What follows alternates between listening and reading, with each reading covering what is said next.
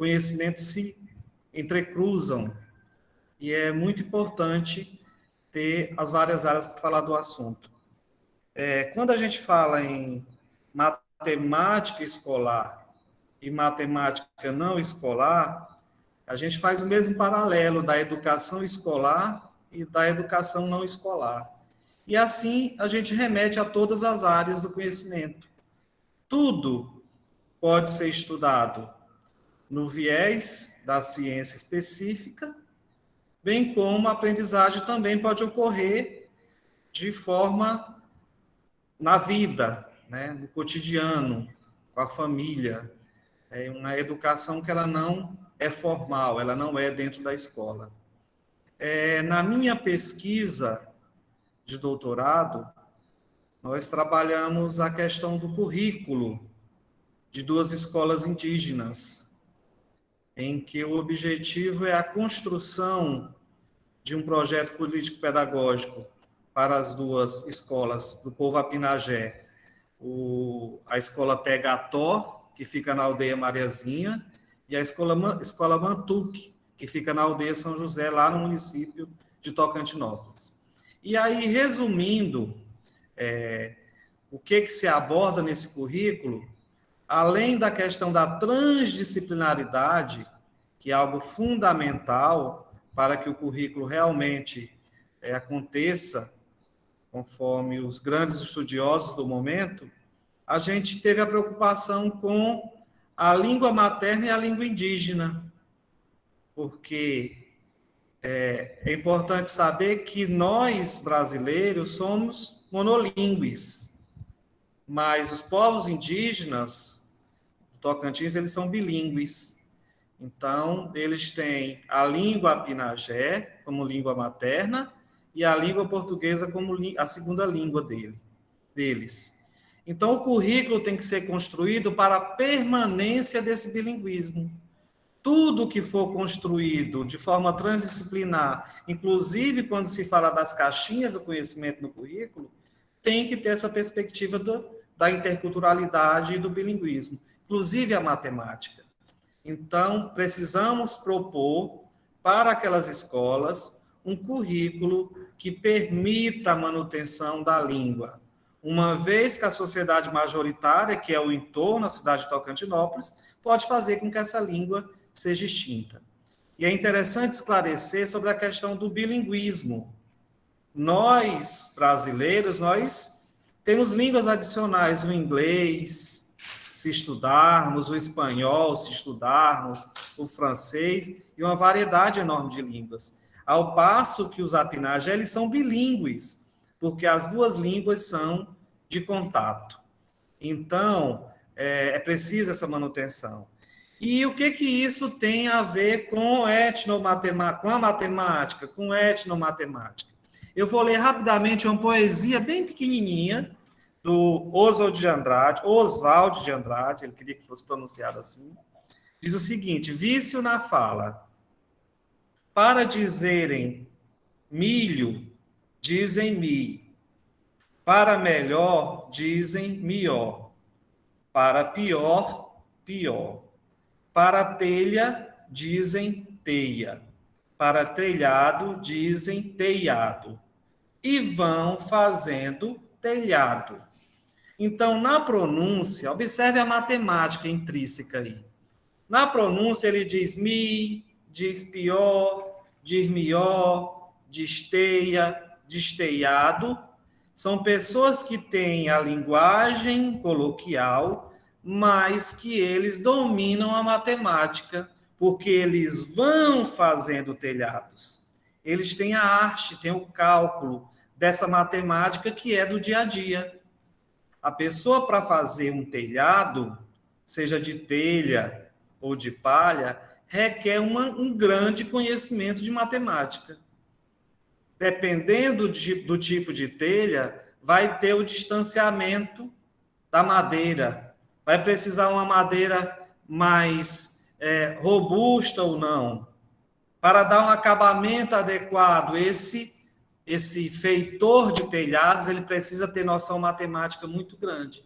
E, às vezes, ele é sem a escolarização formal. ele não tem a matemática formal, mas ele domina muito bem a arte de fazer e todos os cálculos matemáticos para aquele fim. E muitas vezes nós, eu tiro por mim, que temos o conhecimento matemático aprofundado, ensino médio, às vezes numa graduação, mas se mandarmos a gente pregar uma ripa no telhado, nós não desenvolveremos. Então, de certa forma, a nossa matemática, né, formal da escola não foi tão eficiente quanto a matemática do dia a dia para uma pessoa simples, com a linguagem não culta, mas que domina muito bem essa matemática. E aí, para fechar a minha fala, tudo isso é muito justificado nas concepções de Ubiratã D'Ambrosio, quando ele fala da etnomatemática. Porque quando a gente vê o prefixo etno, aliás, o radical etno, a gente imagina que seja de povo, de etnia. Quando, na realidade, a etnomatemática, que é o que está presente também na poesia que eu li, ela está falando de leitura. A etnomatemática é ter a leitura, é ter a lógica, é ter o raciocínio, é desenvolver. Nós aqui sabemos que para um estudante desenvolver um problema matemático, primeiro ele tem que ler e interpretar. Então, essa etnomatemática passa pela leitura. Nós não aprendemos a ler somente quando vamos para a escola, a gente já tem uma leitura anterior. A própria história de vida de um filho de um barqueiro, de um filho de um pescador, de um filho de um artesão que mora, que é ribeirinho, ele tende no cotidiano a desenvolver esse talento para também pegar madeira e conseguir fazer sua canoa, fazer seu barco. Então, a leitura, a história, as práticas, os saberes ancestrais, como no caso dos povos indígenas, os conhecimentos empíricos, tudo isso vai estar dentro da etnomatemática. E entre esses exemplos da questão da matemática na vida, na memória, no cotidiano, no raciocínio lógico, na leitura, nós temos a questão do Sol. O movimento do Sol, muitas pessoas conseguem fazer o cálculo do horário, mesmo sem ter nenhum conhecimento científico, mas pela experiência. Cortar uma madeira, cortar uma pedra para fazer uma ferramenta, ter o domínio de pegar a madeira e fazer uma porteira numa fazenda, numa propriedade, o próprio telhado, que eu já falei, esticar uma cerca em uma propriedade. As pessoas são simples, não têm o conhecimento matemático, mas desenvolvem. Então, essa etnomatemática, ela perpassa pelo meu estudo de doutorado, que é a questão do currículo bilíngue, e finaliza-se aí com os conhecimentos que D'Ambrosio falou tão bem para todos nós. Essas são as minhas contribuições iniciais, que eu tenho para apresentar, e continuamos aí para algumas considerações após as falas dos demais colegas. Obrigado. Muito obrigada, professor Paulo Hernanes. Uma pesquisa que realmente faz com que a gente tenha a certeza do significar o conteúdo, né? Os saberes populares, os saberes indígenas, no seu caso, que sua pesquisa, nos traz perceber isso, é o significado do ensinar. Eles aprendem no dia a dia deles, né? Professora Kelly, como que você vê a matemática a partir desse processo de educação intercultural e pensando também nessa perspectiva de luta contra a desigualdade social? Você poderia falar um pouquinho? Bem, primeiro, bom dia. Todas, todos que estão aqui presentes, especialmente o professor Albano, obrigada pelo convite. Dizer que a fala do professor Paulo é perfeita para iniciar essa manhã. Vai muito de encontro, professor, aos meus estudos também, que eu desenvolvo estudos com os povos indígenas aqui do Tocantins, trabalhei um tempo na educação indígena, e o seu trabalho me remeteu muito a um colega chamado Hélio Simplício. Não sei se vocês conhecem, que ele é da matemática, e ele passou uma temporada aqui no Tocantins e desenvolveu também um trabalho de doutorado nele, com o povo Carajá e Xerente, e vendo a linguagem da matemática, como é a linguagem formal, né, da ciência da matemática e a linguagem dos povos indígenas para o ensino da matemática. Então, seu trabalho me lembrou muito, você estava falando e eu lembrando aqui. E nessa minha trajetória, que é também importante eu dizer, esse meu lugar de fala, né, que é de mulher pesquisadora e de uma mulher da área de educação física, né? Uma mulher que busca identificar e trabalhar com povos indígenas, mas também que se sente muito sensibilizada com as comunidades afro-brasileiras. Então, tenho também alguns trabalhos desenvolvidos com as comunidades quilombolas aqui do estado. E sempre perpassa a perspectiva do corpo, né? O corpo perpassa, o movimento do corpo perpassa pelos meus estudos, e nesse perpassar, na minha trajetória, sempre eu observei que os livros que me foram ofertados não traziam muito das histórias dos povos indígenas e dos povos afro-brasileiros. E isso me incomodava porque, na minha infância, eu tinha tido muito contato com povos indígenas, eu queria manter esse contato através dos livros, desculpa, e eu não encontrava. Então, hoje eu consigo dizer, através desses estudos aí que a gente vem adentrando, que existe um império cognitivo que diz de uma ciência muito eurocentrada. Então, foram escolhidos saberes, foram escolhidos ensinamentos que deixaram de lado os tantos saberes dos povos indígenas, os tantos saberes dos povos afro, dos povos ribeirinhos que o professor cita, né, que o Biratan D'Ambrosio é muito perfeito quando ele vai dizer, olha, nós precisamos acessar esses saberes destes tantos povos que nós conseguimos dizer hoje que foram saberes invisibilizados. Nós não temos tanto acesso. E olha, que é importante a gente ter essa ideia, essa compreensão dessa construção dos saberes, né? Então, quando a gente observa quais livros são ofertados para o nosso ensino dentro da nossa trajetória, que também é importante a gente identificar essa trajetória de saberes, quais livros foram ofertados, quem escreveu esses livros, os escritores desses livros acessaram quais escritores, quais saberes, né? Então, assim, em nosso processo formativo, a gente não acessa só esses livros, a gente acessa os conhecimentos dos nossos familiares. Então, enquanto raiz tocantinense, e aí tantas raízes que tem aqui nesse grupo de hoje, quais os conhecimentos acessados antes de se entrar na universidade, de se entrar nesse ensino superior? São saberes de espaços não formais, e são saberes muito importantes. Então, são saberes que é importante nós acessarmos para compreendermos um pouco dessa linguagem matemática. Mas, quando a gente chega na sala de aula, no contexto formal, na escola, não nos é possibilitado, muitas vezes, acessar esses saberes do nosso cotidiano, esses saberes da ancestralidade. Então, quando eu digo de espaços formais, eu digo da importância deles acessarem tantos saberes que foram invisibilizados por essa colonialidade nossa do saber, do poder, da forma como, ao longo desses tantos anos, foram colonializando o nosso ser mesmo.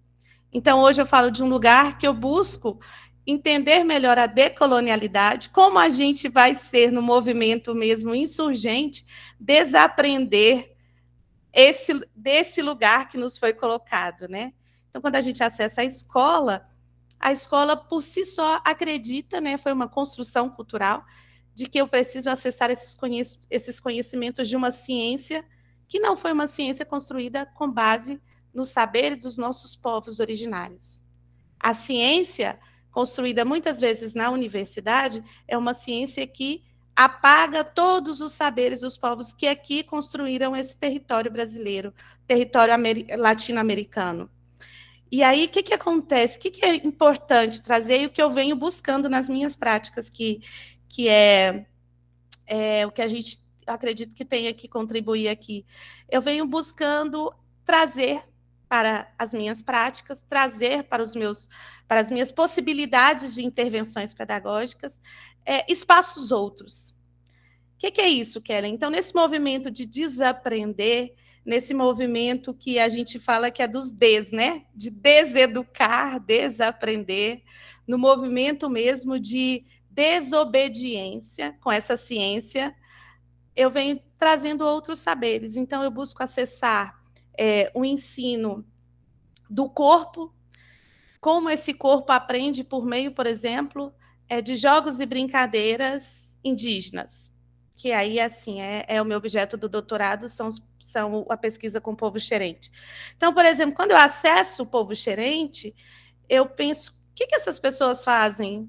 Como elas agem no cotidiano delas? Qual é o tempo de diversão? Muito me interessa falar dessa relação lazer e trabalho, tempo de diversão. E nesses tempos de diversões, né, que são variados, qual a relação do nosso tempo, enquanto sujeitos urbanos, com o tempo dos povos indígenas, especificamente do povo xerente? De cara, eu já observo assim, quando eu ia para a aldeia, eu pensava, nossa, parece que aqui o tempo passa mais lento, né? Dessa lógica da temporalidade, muito me impactou, porque eu já imaginava, porque eu venho do contexto rural, eu já imaginava que a lógica do tempo era diferente, mas a lógica de trabalhar o corpo, a diversão, o conhecimento, a construção de saberes também é diferente, porque não é a relação de extração, não é a relação de pegar para mim, mas é uma relação de construção coletiva. Então, olhando mais de perto, eu pude perceber muitos jogos e brincadeiras que poderiam ser utilizados, por exemplo, no contexto do ensino e da formação de professores, para o ensino do português, para o ensino da matemática, para o ensino da ciência. É a beira do rio, é o brincar com as pedrinhas na beira do rio. É esse espaço não formal, é disso que nós estamos falando. É da beira do rio, é do subir na árvore, catar manga. Sabe o quê? Uma experiência única que eu passei na aldeia, que é da caça das tanajuras, ir para o mato e caçar as tanajuras, depois contar quem ganhou, porque caçou mais formiga tanajura, e aquela formiga vai virar depois uma paçoca super gostosa, de falar da água na boca, né? Então, assim, é destes lugares que nós estamos falando e que muitas vezes não são acessados, porque acredita que nesses lugares, de repente, não há possibilidade de aprendizagem, essa aprendizagem que a ciência moderna, eurocentrada ou anglo-saxônica entende como aprendizagem. Essa aprendizagem tão formatada. E que, às vezes, vocês falam com uma pessoa que se diz com dificuldade em matemática, que, às vezes, esse conhecimento não tem relação com o meu cotidiano. Talvez, se me fosse ensinado matemática por meio do jogo da onça, que o povo xerente faz muito, que é um jogo que tem uma onça e 14 cachorros. E os 14 cachorros, eles têm que caçar a onça. Se a onça pegar 5 cachorros, significa que a onça ganhou. Então, percebam, eu estou aprendendo com o jogo sobre números, sobre quantidade. Isso é um aprendizado de um espaço não formal. Esse movimento, para mim, tem sido muito interessante de entender o significado e a potência dos saberes construídos pelos povos originários. E aí, povos originários vai ser essa ideia que o professor Paulo traz, que o Biratã Ambrósio traz, da etnomatemática. Desses povos do cotidiano que têm saberes, sim, saberes que a ciência, muitas vezes, essa ciência que é a ciência da academia, desconhece, e que nosso Estado é muito rico desses saberes. E que os povos que ocupam esse lugar desde sempre têm muito desses saberes. Então, o que eu vinha dizendo era que hoje, quando é possível ser realizado, nós tentamos acessar essas comunidades e esses lugares. E tanto no processo de formação de professores aqui, do Campus Palmas, aí eu estou dizendo já do campo do meu lugar, né, da educação física, essa busca por levar os nossos acadêmicos para esses lugares, esses outros lugares. Porque nesses outros lugares, eles vão entender que existem outros espaços de educação, outras possibilidades de construção de saberes, neste movimento de entender essa construção que não nos foi permitida, que nos foi negada. Então, acho que esse movimento está sendo um movimento muito interessante, porque qualifica o processo de reconhecimento, qualifica essa ideia da diversidade, de reconhecer a diversidade. E nesse último movimento meu de estudos, eu consegui nomear isso tudo, que é o processo de educação intercultural. Eu tive a oportunidade de estudar com uma professora chamada Belenice Aleté, da UFMT, e ela vem desenvolvendo, então, estudos sobre educação intercultural, e esse processo de aprender com o outro, que não necessariamente é o outro índio ou o outro negro, é o outro que está aqui do meu lado e que vem de uma cultura diferente, de uma construção de vida diferente, de territórios diferentes, práticas corporais e aprendizagens diferentes. Então, abrir a janela a partir de um olhar autoritário, quer dizer, reconhecer o outro, os saberes que eles trazem, para a gente tem sido importante.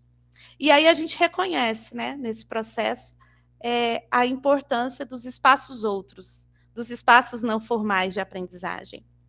Nesse momento de pandemia, desafiador, né? Desafiador. Mas, olha, eu vou falar um exercício que eu fiz semana passada com uma turma para encerrar aqui a fala, fiz um exercício com a minha turma a disciplina chama Recreação e Lazer. E aí eu queria conhecer os meninos, porque eu não tive a oportunidade ainda de conhecê-los pessoalmente, e eu pedi para que eles se apresentassem a partir das vivências deles ao longo da vida, lúdicas, aquilo que era prazeroso para eles. E eles sempre começavam pelo lugar. Isso para mim foi marcante, que aí até me deu um insight para a gente fazer uma outra atividade. Então, eles começavam assim, olha, lá no meu lugar, eu vim, por exemplo, eles falavam assim, eu vim da cidadezinha, pequenininha, eu morava na roça. Nesse lugar, era assim, assim, assim. Pessoal, o lugar tem muita importância. O espaço de aprendizagem tem muita importância, porque você cria vínculos. E aprender com prazer é muito mais legal, né? Aprender com... Paulo Freire já fala disso. Quando ele vai defender uma educação popular, ele vai dizer disso. Conecte o conhecimento com a realidade daquelas pessoas. E nós temos essa realidade muito marcada, né? A realidade da nossa ancestralidade, que foi negada. Então, os espaços não formais nos possibilitam construção de saberes, aprendizagem, que auxiliam os espaços formais no processo de construção de conhecimento. É isso, Cíntia. Muito obrigada, professora Kelly. Professor Rodrigo, de que maneira a gente sabe de todas essas transformações sociais aí, elas produziram vários contextos escolares em termos de cultural, étnico, diversidade de gênero. De que maneira que isso provoca no curso de licenciatura, onde forma, né, professores e professoras, no sentido de repensar que essas escolas, de fato, estão com esses professores. Que professores são esses que vêm sendo formados nessas escolas? Eu gostaria que você falasse um pouquinho para a gente sobre. Tudo bem. Obrigado, Cíntia, pelo convite ao professor Albano, todos os envolvidos, né, na questão da realização deste evento. Primeiro, dizer da alegria de estar fazendo parte, né, dessa mesa tão seleta, né, o professor Paulo Hernandes, meu amigo, a Kelly também, amigos, né, aqueles que labutam na educação, e os demais que estão, o professor Albano também, está aqui participando conosco. Na hora que você coloca essa questão, né, e eu pegando a questão do tema, como foi proposto, estou pelo celular aqui, tá? Fica algumas reflexões, inclusive, epistemológicas, né? Porque o tema ele já traz uma temática escolar e não escolar. Aí eu já tenho uma situação para discutir, que é ensino versus educação. São dois locais também que se complementam e, ao mesmo tempo, também entram em situação, ora de conflito, né? Ora de entendimento do que é esse processo dentro do contexto que você me provocou. E aí a outra parte, né, que é a questão da matemática acadêmica e suas relações com o estágio na formação inicial, a velha questão sobre o campo teórico e o campo da prática. né, a prática e a questão da formação inicial de professor. Quando você coloca para a gente refletir nessa conversa, ouvindo a fala do Paulo e da professora Kelly também, anterior à minha fala, vem alguns contextos que são muito caros. Primeiro, entender em que contexto nós estamos vivendo hoje. Eu sou historiador, bacharel em Direito também, né, mestrado na área de ensino profissional, mas 3 coisas que nós estamos vivenciando dentro do contexto que precisam ser colocadas aqui. Nós estamos diante de um cenário, né, negacionista, obscurantista e anacrônico, né, enquanto historiador que nos fala. São 3 pontos que precisam ser pensados dentro dessa lógica de transformação social, e, é claro, como que isso entra na conversa do campo da ciência. Né? Primeiro, o que é o negacionismo, o que é o obscurantismo que nós vivemos e o que é esse anacronismo, né? Dentro do contexto dos conceitos da epistemologia da história em si. Né? O negacionismo, né, ele trabalha dentro de uma lógica de não ciência. E aí, quando entra a questão das transformações sociais, tudo tem sido reduzido a narrativas. É um dos desafios que a gente tem enfrentado, né, na formação. Eu trabalho dentro das licenciaturas com a disciplina de História da Educação. Né? E aí, quando você traz alguns fatos para serem debatidos no contexto, por exemplo, de reformas, muitos dos estudantes mas veja, professor, não teria um outro ponto de vista sobre isso que nós estamos discutindo? Então, eu sou colocado constantemente, né, na parede para discutir contextos e fatos que estão postos, né, que têm sido relativizados ao extremo, né, como se fossem assim narrativas. E o negacionismo é um dos embates, né, que a gente tem enfrentado nessa formação inicial do professor. O outro ponto que eu quero destacar nessa provocação inicial é o contexto do obscurantismo. Aí esse é mais cruel. Né? Por quê?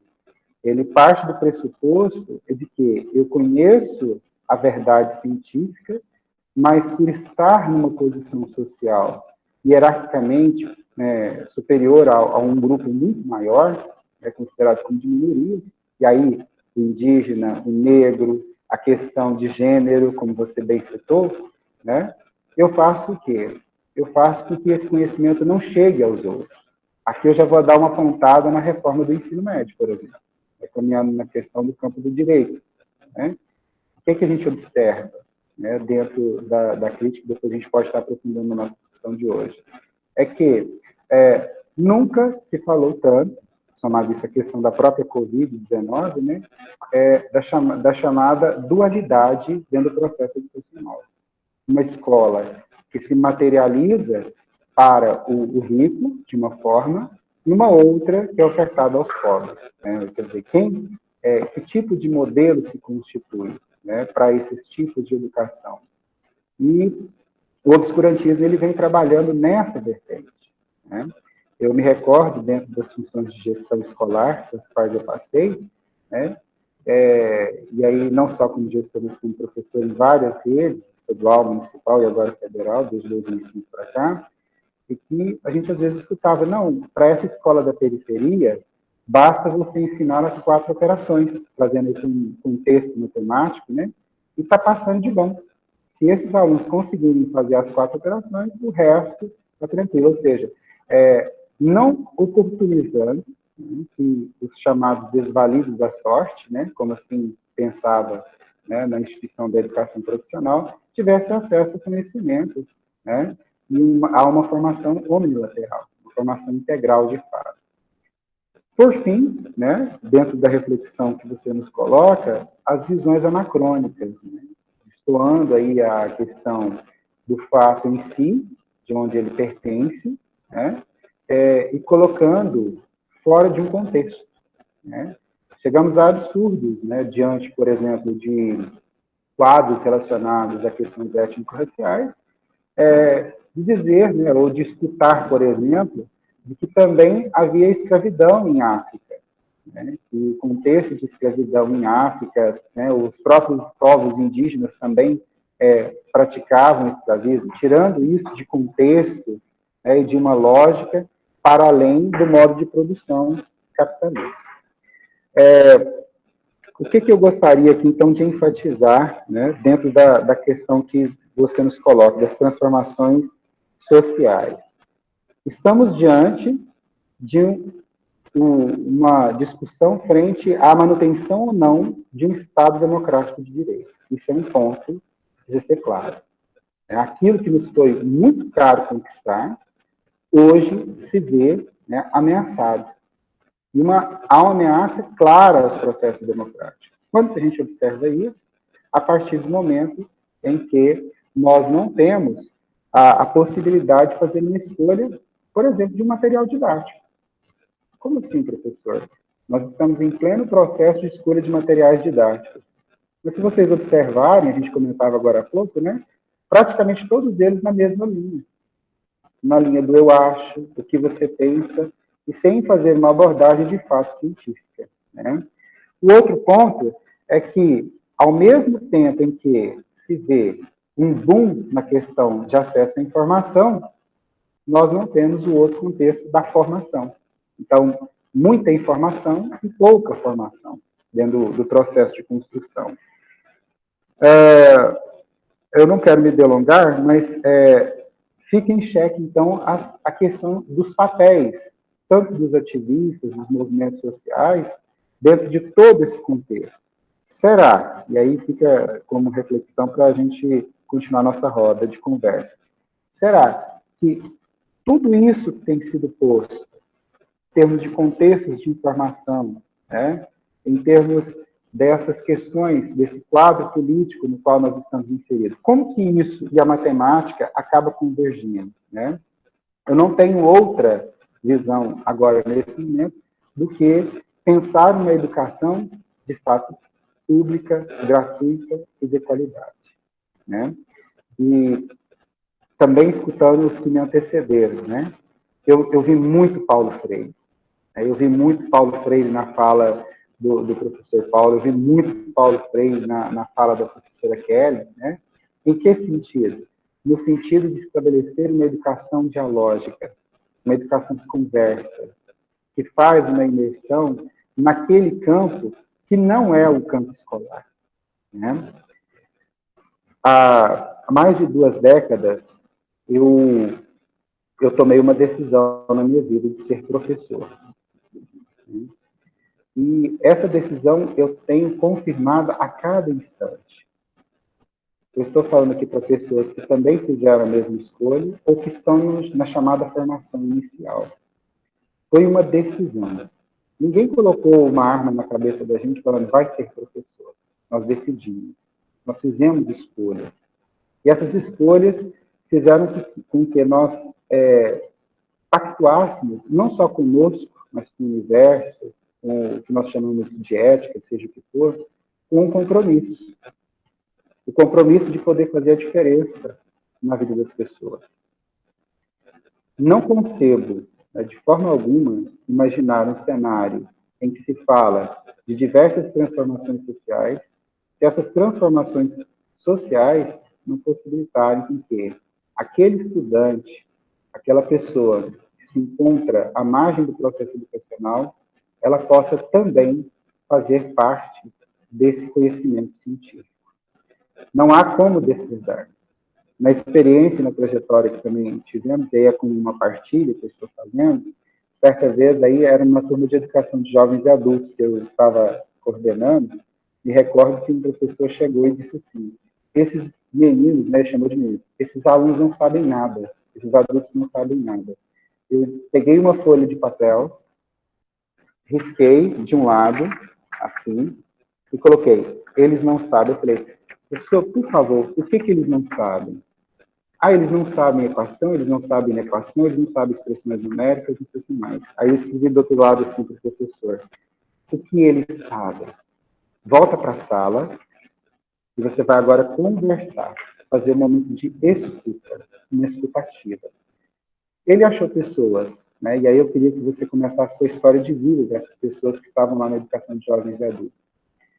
Ele conseguiu identificar pessoas que tinham participado da guerrilha do Araguaia, que participaram do garimpo de Serra Pelada, e que sabiam coisas e cálculos que precisavam de uma pesquisa muito mais profunda, que transcendia aquilo que ele havia recebido dentro da academia, dentro do banco. Para isso eu preciso escutar. Para isso eu preciso entender que aquilo que eu sei é limitado, é imperfeito, é ciência, não é dogma. A diferença entre a famosa doutrinação, qual nós, professores, hoje estamos sendo acusados, né, a todo instante, né, essa doutrinação, quisera eu que ela fosse uma doutrinação no sentido, estuda, menino, e ele obedecesse, né? Mas não é isso, nós não conseguimos. Quem é pai, mãe, sabe que, mesmo num grupo pequeno, nós temos dificuldades. A diferença entre um e o outro é que a ciência, ela vive dos acertos, ela vive dos erros, ela vive da contradição. E a contradição faz com que todas essas transformações sociais, seja na questão étnica, na diversidade, no gênero, passam a ser visibilizadas no contexto escolar, porque elas já existiam. A diferença é que a gente não os via. Eles eram invisíveis. E o contexto educacional é isso.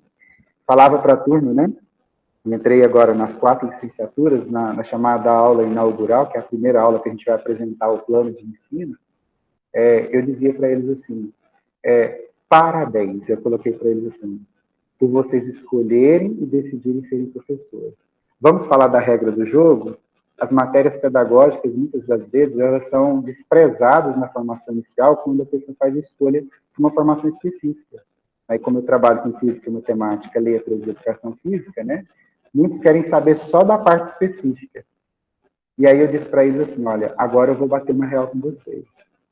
Na hora que vocês receberem o diploma de vocês e irem para a sala de aula, o conteúdo é um dos 6 incisos que tem no artigo 13 da LDB. Aí eu fui lendo para ele cada um dos artigos da LDB, o que é a atribuição do docente. Eu falei, veja os outros incisos, todos eles relacionados à questão das práticas pedagógicas e andragógicas, do saber ouvir, do gerir uma sala de aula. Às vezes, a gente escutava, eu falei para ele, quantos de vocês, por exemplo, escutou que um professor ele sabia muito, mas não sabia passar? Nossa, o professor é uma sumidade. Ele sabe muito conteúdo, mas não consegue ter, por exemplo, a gestão de uma sala de aula. Não consegue mediar um conflito entre alunos, entre ele e o aluno. E onde eu consigo isso? Não só dentro do ensino formal, que é o tema, mas da informalidade. Onde que a gente aprende, por exemplo, aquelas questões basilares, né, de ser honesto, trabalhador e responsável? No contexto familiar. Seja qual for o modelo familiar. Se for com vó, se for com pai, com mãe, com 2 pais, com 2 mães, porque esse é o contexto que nós estamos vivendo hoje. Acredito que agora eu vou finalizar, né? Nessa fala inicial. Coisas que a gente muito escuta também. Né? E aí eu chamo a atenção para aqueles que estão na formação inicial e para aqueles que já estão na chamada formação continuada. Nós precisamos tirar da nossa prática enquanto profissionais de educação a pedagogia do capeta. Vocês já ouviram falar da pedagogia do capeta? Vou falar para vocês conforme Teixeira, viu? A pedagogia do capeta. A pedagogia do capeta é quando o profissional da educação faltou na formação pedagógica ou tratou ela de qualquer jeito, né? E aí ele é interpelado, por exemplo, por um pai, uma mãe, um tio, um avô, dentro de um núcleo familiar, e ele fala, olha, as avaliações do seu filho deu nisso. Deu isso aqui, ó. Ele está com nota baixa. Aí o pai vira para você, o que eu tenho que fazer com ele? Aquele que não prestou atenção na formação fala, vamos tentar fazer isso? Vamos tentar fazer aquilo? É a pedagogia do capeta. Nós precisamos nos profissionalizar. E profissionalizar ter aquela consciência que a valorização, ela começa por nós. Eu preciso me valorizar enquanto docente, né? E aí, como é que é essa valorização? É a partir de um teste, ou vários testes, ou várias observações, dizer: o diagnóstico é este, e o tratamento é este. Imagine se nós aqui agora fôssemos, por exemplo, no médico, e ele falava: olha, você chamando e falando que tem a dor no pé. Assim, minha dor é no pé, doutor. Tá, mas vamos fazer uma cirurgia na cabeça? Você confia no médico desse jeito? A mesma coisa, dentro dos desafios, que foi a questão inicial que você colocou das transformações, é da gente buscar uma profissionalização mais intensa do magistério. Rodrigo, mas estamos na contramão. A LDB, a última reforma que nós tivemos, a reforma do ensino médio, ela reconhece o notório saber, mas de uma forma extremamente maquiavélica. Esse notório saber que ali está posto, de acordo com os pareceres e resoluções do CNE, eles vão na contramão da profissionalização, do reconhecimento do outro, de entender que, para ser professor, não basta só ter vontade de ser professor. É preciso estudar, como muitos de nós fizemos, como muitos de nós estamos fazendo. Finalizo a minha fala inicial com a seguinte questão, para a gente caminhar nesse debate sobre as questões do que é escolar e não escolar. O que eu tenho feito da minha vida enquanto um profissional de educação? Eu sou aquele que faz todo um processo de reprodução baseado naquilo que me foi passado em experiências há 20, 30, 40 anos, ou eu paro para ouvir e entender em qual aluno eu estou conversando, em qual estudante eu estou conversando no momento presente. Então, as rupturas, elas são necessárias. É preciso abandonar o plano de ensino amarelo. É preciso saber escutar. Esse desafio do educador agora, neste momento, e de se posicionar. Não dá para ficar em cima do muro, diante de tantas questões que nós estamos vivendo nessa pós-modernidade líquida, né, como diz Bauman, né, a questão da questão dessa sociedade líquida que nós estamos. Não dá para comparar relações também, dentro desses contextos. Por mais que eu tenha uma experiência belíssima lá do município, do estado, do meu ex-trabalho, é preciso entender com quem eu estou conversando hoje. E a partir dessa conversa, dizer: eis-me, como podemos fazer bem feito, e com base dentro da proposta pedagógica da unidade educacional a qual eu estou pertencendo. Não a que eu pertenci ou que eu quero pertencer, mas onde eu estou. Fazendo o meu melhor com aquilo que eu tenho disponível, até que eu consiga algo que possa aprimorar os caminhos da educação. Então, obrigado, Cíntia. Eu devolvo a fala para ti. É só uma provocação inicial, tá? Tem mais coisa aqui nas anotações para a gente poder conversar. Obrigada, professor Rodrigo. Esses questionamentos aí vão fazer com que a gente reflita muito. No final, nós vamos voltar, sim, a conversar. Eu gostaria de dizer aqui um bem-vindo ao professor Cláudio Galvão, que faz parte desse momento aqui. Muito obrigada, professor Cláudio, por estar aqui presente, nosso amigo. E dizer para os que entraram recentemente que eu vou encaminhar um link, tá? Um formulário que vai constar como sua presença e permanência e receber o certificado, tá? Então, podem ficar tranquilo que no final eu vou encaminhar esse link. Cíntia, você só me permite fazer uma apresentação que eu não fiz, porque depois eu subi para o YouTube? Sim, né? vai. Eu sou branco, careca, uso barba, estou com uma camisa polo, né? Tenho marcas de vermelho nessa camisa polo, né? Ao fundo existe um armário, tipo um escaninho, né? Estou no campus, e na parte superior alguns quadros sobrepostos. e uma parte também em verde na parte superior. Eis a minha audiodescrição. Tá? Obrigada, professor Rodrigo. Pessoal, quem entrou agora também vai colocando no chat aí de onde é, de que cidade, de que instituição, tá? Para a gente ir acompanhando vocês. Eu gostaria de passar a fala, então, para o professor Elielson e para a professora Vânia também, para falar um pouquinho da importância do ensino da matemática, né, desde as séries iniciais, e o como que pode ser reconhecido em relação às práticas de formação desses professores e professoras para ensinar matemática desde a educação infantil até os anos finais, né, do fundamental, do ensino médio. E eu queria que vocês pudessem fazer uso da palavra. Professor Elielson, e em seguida a professora Vânia. Tá bom. Bom dia. Bom dia. Queria agradecer ao professor Albano pelo convite. Como eu não sou professor de matemática, eu vou falar sobre a realidade da minha escola, né, a escola que eu trabalho, e as conversas que tive com os professores de matemática que lá trabalham, né? Eu trabalho aqui em Porto Nacional, no Centro Florencio Aires. Aqui nós oferecemos o ensino médio, o ensino fundamental, o ensino médio e o EJA de terceiro segmento.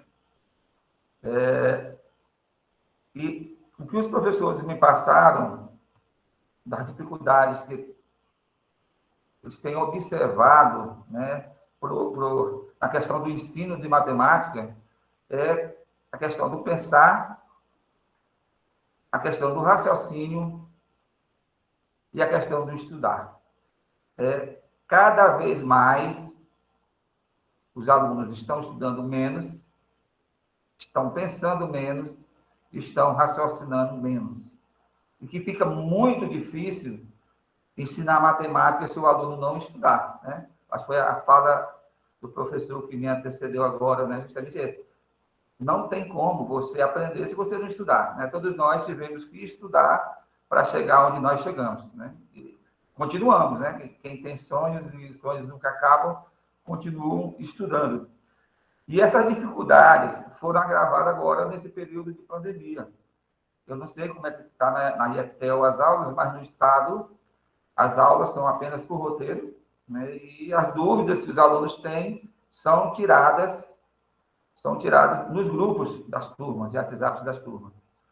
E que, para eles, é insuficiente as informações que eles podem passar nos grupos, né?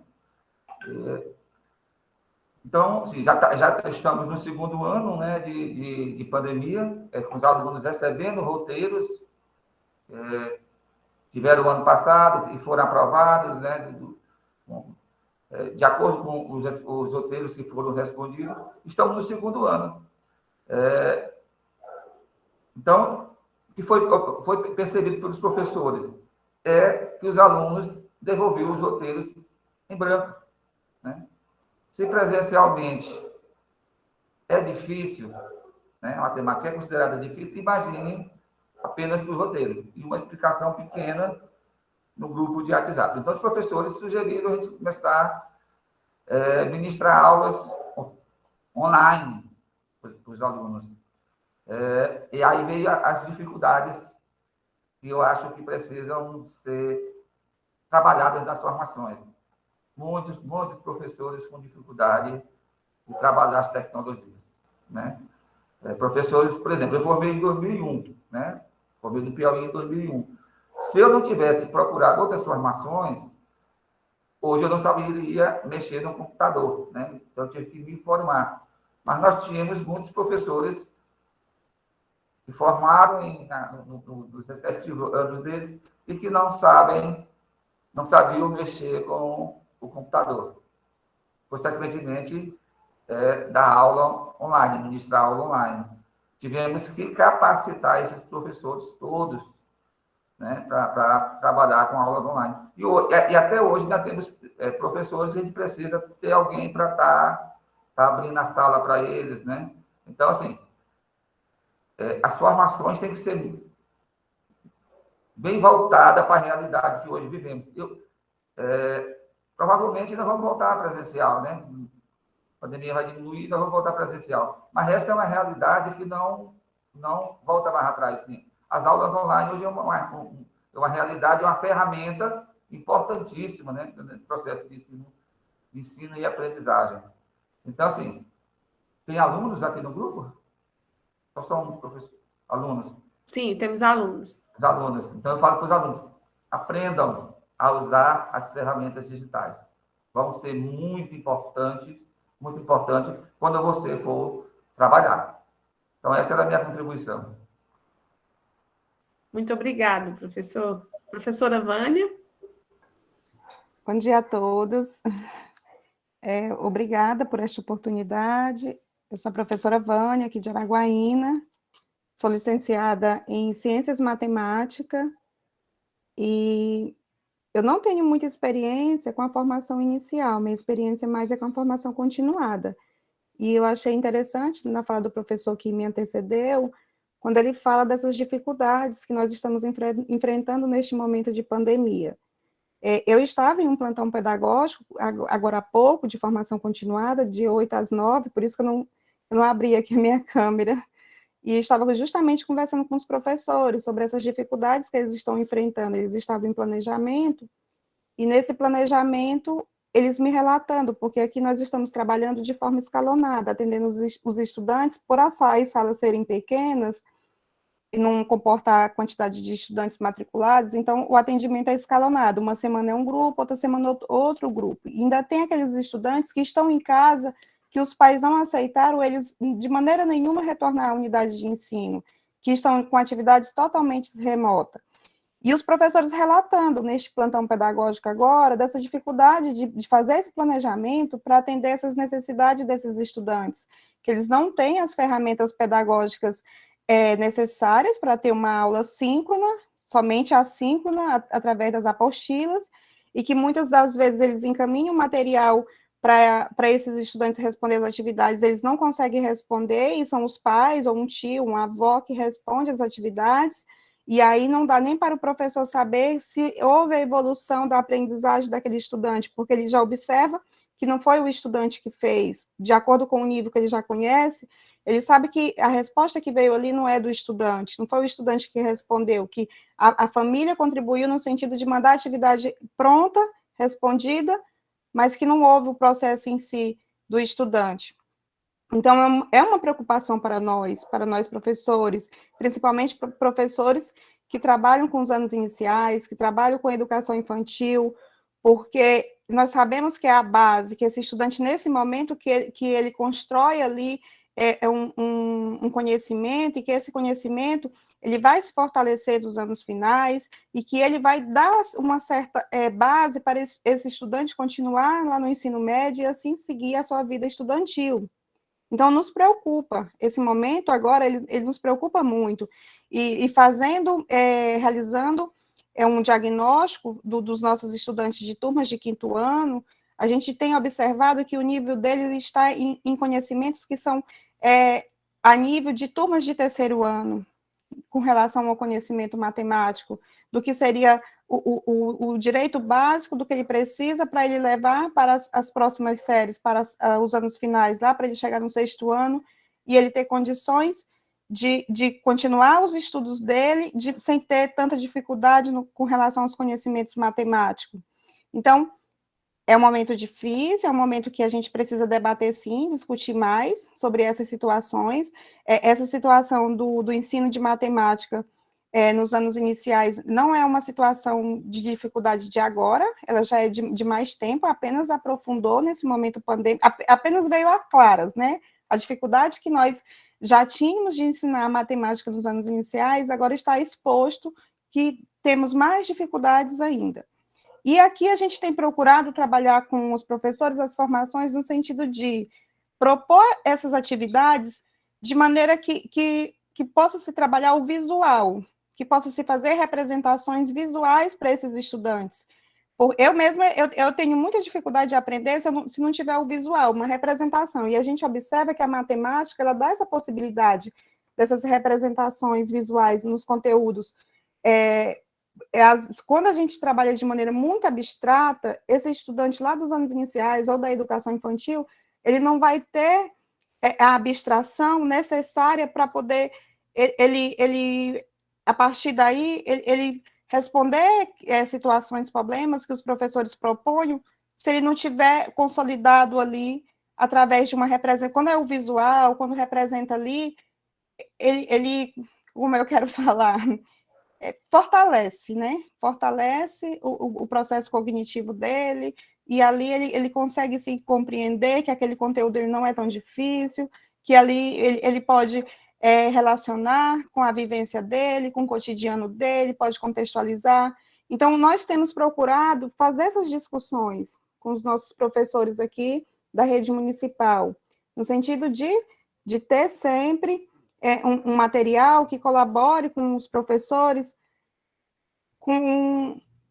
que possa se contextualizar, que possa o estudante manipular e, a partir daí, ele fazer as suas abstrações e compreender aquele conteúdo ali. E num ano, estilo ano atípico de ano de prova Brasil, né, que nós estamos agora, que vem essa cobrança do MEC, que vai avaliar as turmas, que mesmo no momento pandêmico, que é a nossa preocupação, que não teria que ter essa pressão sobre os professores, porque os professores hoje de séries finais, seja 5º ano, 9º ano, 3ª série do ensino médio, e agora até o segundo ano também, que é onde se encerra a etapa da alfabetização, eles estão pressionados neste momento a mostrar um resultado que provavelmente não vão conseguir mostrar, porque não depende desse professor, não é esse professor que vai fazer essa diferença e que vai mostrar ali um resultado de um trabalho, porque a gente compreende que é um ciclo e que esse ciclo ele foi prejudicado desde o ano passado. Se a gente já vem analisando o ensino de matemática no Brasil, se a gente acompanhar os níveis de proficiências lá do QEDU, com relação às provas que são feitas, a gente observa o quanto que o conhecimento matemático naquelas provas, por aquelas provas, vem mostrando que não é satisfatório. O quanto o estudante sai lá do 9º ano, apenas 10% dos estudantes saem com nível satisfatório, e os outros 90%. Se fosse analisar o do 5º ano, em torno de 60% dos estudantes que saem com nível satisfatório, ou seja, e os 40% que seguem para o fundamental anos finais, sem a base do que precisa, sem o direito do que ele precisa. Então, a gente já vinha observando essa dificuldade, já vinha trabalhando no sentido de propor situações que colaborassem com a vivência desse estudante, que ele conseguisse relacionar para facilitar ali a aprendizagem dele, mas mesmo assim, agora, é uma situação assim que a gente não... estamos, como diz, no sentido mesmo de discutir mais e ver de como nós vamos sair dessa crise, que também, além de ser uma crise de saúde, virou uma crise educacional. Eu penso que eu coloquei muita coisa, trouxe vários elementos aí que a gente pode continuar discutindo, mas a minha fala vem nesse sentido, de preocupação mesmo mais com a formação continuada dos professores, que é do meu local de fala, que é do qual eu estou trabalhando desde 2016, e eu tenho esta preocupação mesmo com a formação dos professores, principalmente os professores que trabalham a matemática na educação infantil e nos anos iniciais. É isso. Muito obrigada, professora Vânia. É muito bom a gente partilhar, ouvir vocês, né, que estão vivenciando, tanto na rede municipal, como o professor Elielso, no estadual, federal. Então, é muito bom essa partilha, né, para a gente saber como que está, de fato, a realidade da educação. Eu gostaria de passar a fala para o professor Albano, para ele falar um pouquinho sobre todas essas pesquisas que têm sendo feitas. A gente sabe que no Brasil tem muitos cursos de pós-graduação em educação matemática, e depois de tantas essas pesquisas desenvolvidas, como que elas podem contribuir para subsidiar novos projetos pedagógicos na formação de professores? Palavra com você, professor Albano. Bom dia a todos. Quero agradecer aqui o professor Rodrigo, professor Paulo Hernandes, professora Kelly, Vânia, professor Elielso, né? Todos os outros que também tiraram seu tempo para estar conosco aqui. Agradecer a professora Cíntia também, né? e acredito que todos foram apresentados, né? Devidamente apresentados aqui. E eu gostaria de apresentar a professora Cíntia, né? Que está aqui conosco, que não foi apresentada, mas a professora Cíntia é pedagoga e também assistente social, o mestrado em Ciências Ambientais, e está cursando o doutorado em Ensino de Ciências e Matemática. A sua pesquisa também é nessa linha aí de saberes populares, e ela fez o mestrado, a pesquisa dela foi com os ribeirinhos da antiga Pinheirópolis, professora da educação infantil por 7 anos e agora está fazendo um trabalho com os idosos. Então, acho que no próximo evento, nós vamos convidar ela também para participar como convidada palestrante, para falar sobre educação infantil, falar sobre educação de jovens e adultos, né? A professora Cíntia, eu não preciso ler o currículo dela para fazer a leitura aqui, não. Eu conheço ela um pouco. É mais fácil para mim, tá bom? Com relação aos conhecimentos, né? Que são publicados ultimamente na educação matemática, como eles podem estar contribuindo com os projetos político-pedagógicos. Eu creio que as próprias pesquisas, elas vão mostrando os caminhos, né? Eu acredito que o que falta é nós inserirmos os resultados dessas pesquisas nos projetos, porque as pesquisas, elas vão mostrando que somente você fazer um curso, se preocupado com o conhecimento do conteúdo, como o professor Rodrigo Teixeira falou há pouco, não é o suficiente para nós sairmos da sala de aula, né, do nosso curso de formação inicial, e encararmos uma sala de aula, porque existe um distanciamento entre a teoria e a prática, né? Somente se nos preocuparmos em aprender o conteúdo específico, nós não conseguiremos êxito na nossa profissão. Nós temos que nos preocupar com o conhecimento pedagógico, com o conhecimento do currículo, né? Como eu vou ensinar um aluno se eu não sei como esse aluno aprende, né? Então, tudo isso está posto nas pesquisas de educação matemática e também de educação, né? Então, a gente tem que repensar, sim, os PPCs dos cursos, nesse sentido, de nos preocuparmos com o conhecimento dos alunos, né? Como foi dito aqui anteriormente pelo professor Paulo, a professora Kelly abordou, essas questões dos conhecimentos, dos saberes tradicionais, os saberes de vida, os saberes populares, né? Todos esses alunos, eles chegam nos cursos de formação com muito conhecimento, né? Então, como nós iremos abordar nossos cursos de formação para que ele seja motivador, para que nós aproveitemos esses conhecimentos que eles já trazem e possamos inserir novos conhecimentos, né? As pesquisas têm nos mostrado muitas coisas.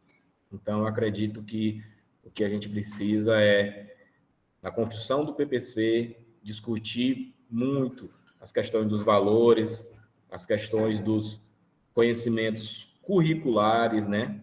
No curso de formação, tem que ter essa preocupação com o conhecimento do currículo, né? Como a disciplina de matemática, ela está inserida na disciplina de geografia, na disciplina de educação física, né, na linguagem. E, então, eu acredito que seja esse o caminho para a gente ter os nossos licenciados em si, não somente de matemática, com melhores formação. Eu vejo que tem avançado bastante as pesquisas, a educação matemática, desde 1980, tem avançado bastante. Na educação, novos cursos, a própria SBEM está propondo um mestrado em educação. Então, eu acredito que temos avançado, sim, com pesquisas, vamos avançar mais, e os projetos pedagógicos, eles também já estão sendo modificados muitos. Acredito que as instituições têm entendido que essa preocupação tem que existir, né? Como o professor Rodrigo falou agora, né? O artigo 13 da LDB tem que ser discutido, inclusive o PPC do curso, né? O aluno inicia um curso de licenciatura em computação e ele sai sem nunca ter baixado o PPC do curso e ter lido o PPC. O que o PPC propõe, né? Qual o objetivo do PPC daquele curso? Que tipo de aluno aquela instituição quer formar, né? Então, às vezes, coisas simples não são debatidas num curso de formação inicial. E se você não lê o PPC do seu curso, será que você está lendo as pesquisas que estão sendo produzidas relacionadas ao seu curso? Então, tudo isso são questões que a gente tem que estar nos preocupando. Porque o conhecimento do conteúdo em si, não necessariamente, talvez, eu preciso ser licenciado, né, para ser professor. Mas eu preciso ter um conhecimento especializado do conteúdo. Porque o conhecimento especializado do conteúdo, ele é justamente para professores, né? Não é porque eu sou um engenheiro civil, eu tenho conhecimento de cálculo diferencial, eu tenho conhecimento de álgebra, e eu já posso sim, ir para uma turma do ensino médio e dar aula de matemática. Então, eu acredito que não é por aí. Eu creio que nós precisamos nos valorizar, né? E acredito que tem que existir uma preocupação com relação aos conhecimentos necessários para a docência.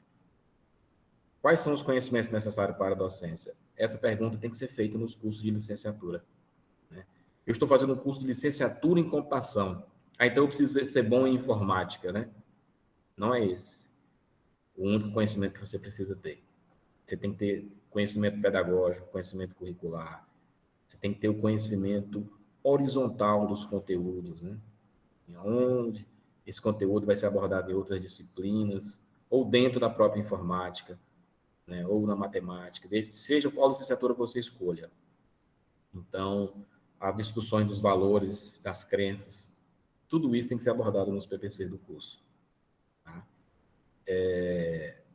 Eu acredito que essas questões de discussões sobre PPC, nós nem pensamos em abordar ela com o professor Rodrigo Teixeira, porque se ele ia passar aqui um dia falando de PPC para a gente, teria que ser um outro momento, tá bom?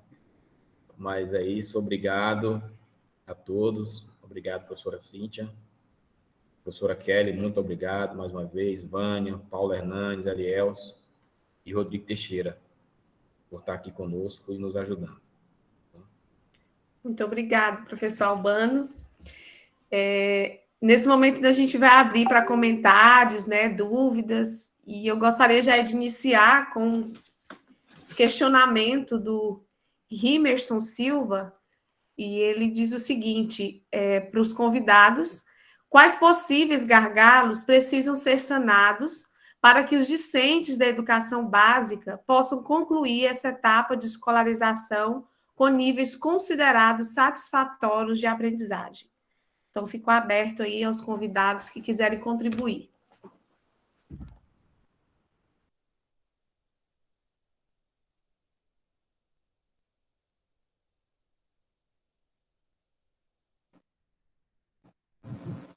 Oi, posso falar? Fica à vontade, professor. É porque mexeu numa pasta que eu gosto muito, né? Que é a questão da educação básica, né? Veja, eu acredito que, por mais que a gente tenha, hoje, uma política voltada para inovações tecnológicas na educação, metodologias ativas, né, que é algo que eu falo que são dois trilhos que estão sendo muito falados, né? Inclusive, o meu produto educacional do mestrado foi justamente a utilização desses ambientes virtuais de aprendizagem, né? E aí a gente desenvolveu uma ferramenta chamada Teachway, né?